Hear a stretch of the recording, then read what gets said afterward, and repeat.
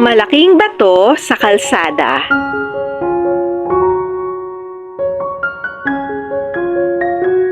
Noong unang panahon, sa isang kaharian ay masaya at payapang namumuhay ang mga mamamayan, sapagkat laging inaalala ng hari ang mga tao sa kanyang sinasakupan.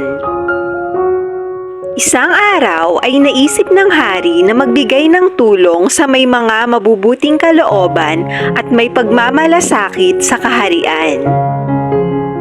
Kaya, kinaumagahan ay ipinag-utos ng hari sa kanyang mga tauhan na maglagay ng isang malaking bato sa gitna ng kalsada.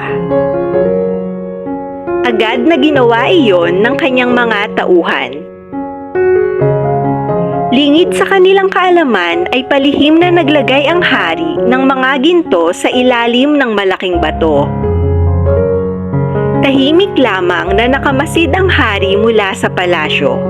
Hinihintay niya kung sino ang magtatangkang mag-alis sa nakaharang na malaking bato sa kalsada. Dumaan ang ilang mga opisyal ng palasyo at ilang mga maharlikang tao. Ngunit wala sa kanila ang nagkusa na alisin ito. Hindi nila pinansin ang bato. Iniwasan lamang nila ito at nagpatuloy sa kanilang paglalakad. Ang lahat ng mga nakakakita sa batong nakaharang ay nagrereklamo at sinisisi nila ang hari dahil hindi nito ginagampanan ang kanyang trabaho.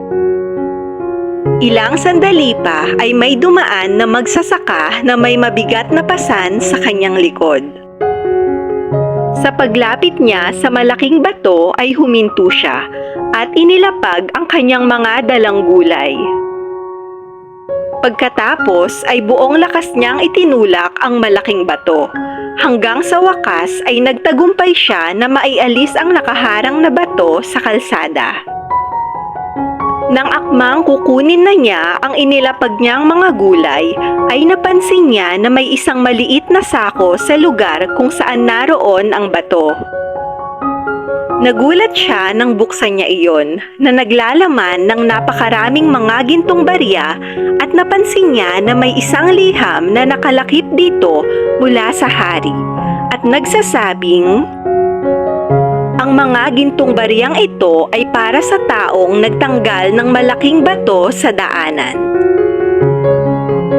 Dahil doon ay labis ang kagalakan ng magsasaka sa natanggap niyang gantimpala.